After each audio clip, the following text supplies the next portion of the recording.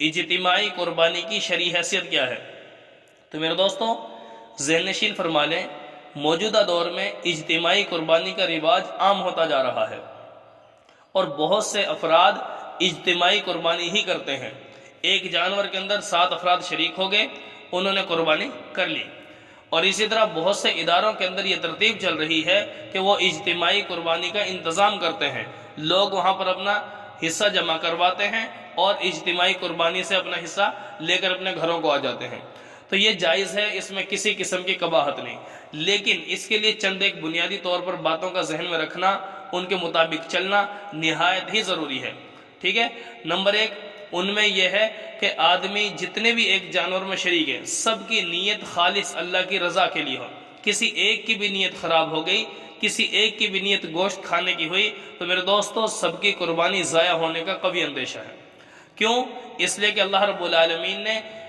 نبی اکرم صلی اللہ علیہ وسلم سے پہلی جتنی بھی امتیں گزری ہیں، ان امتوں کے لیے جو یہ حکم دیا تھا قربانی کا، تو ان کے لیے یہ تھا کہ قربانی کر کے اپنا جانور یا جو بھی قربانی کرنی ہے وہ اس کا گوشت اور وہ اپنے قربانی کیا ہوا اس کو پہاڑ پر کسی ریگستان میں کہیں ڈال دو، آسمان سے آگ آتی اس کو جلا دیتی،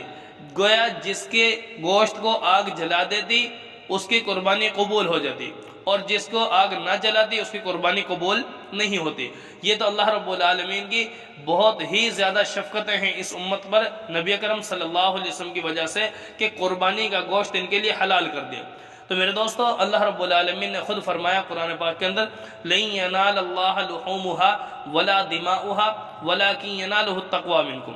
اللہ رب العالمین فرماتے ہیں کہ اے امت محمدیہ، مجھے تمہاری قربانی میں سے نہ تو تمہارا خون چاہیے مجھے اور نہ ہی تمہارا گوشت چاہیے، خون بھی تمہارا،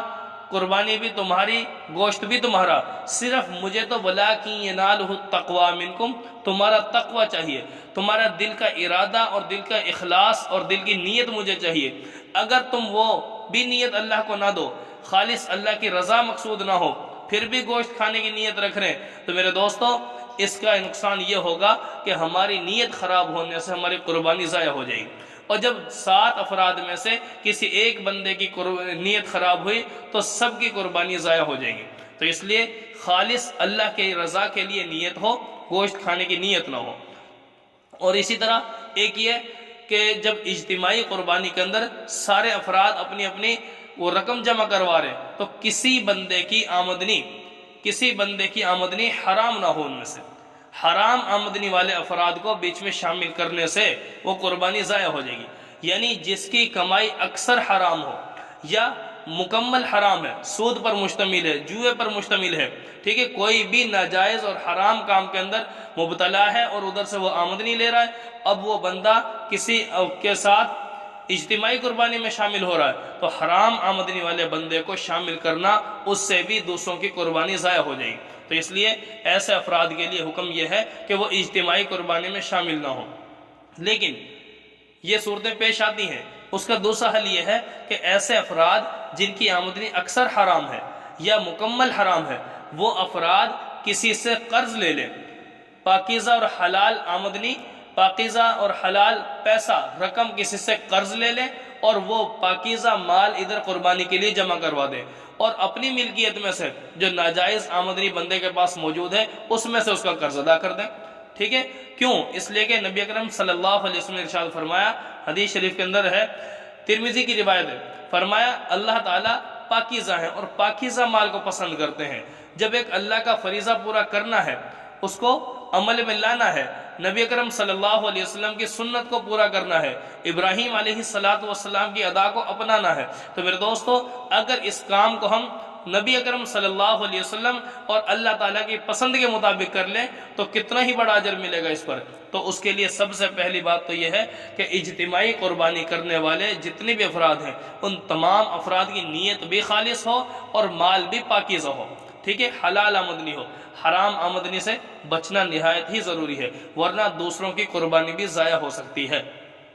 اور وہ ادارے جو اجتماعی ایک ترتیب بناتے ہیں، ان کے لیے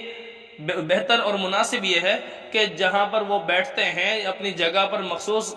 طور پر اویزہ کر کے لگا دیں، یہ چیز لکھ دیں کہ بھئی حرام آمدنی والے افراد اس میں حصہ نہ لیں، یا لینا ہے تو پاکیزہ مال اور حلال پیسہ لے کر آئیں، ٹھیک ہے، تاکہ ان کو پہلے ہی پتہ چل جائے اور وہ حرام آمدنی جمع نہ کروائیں۔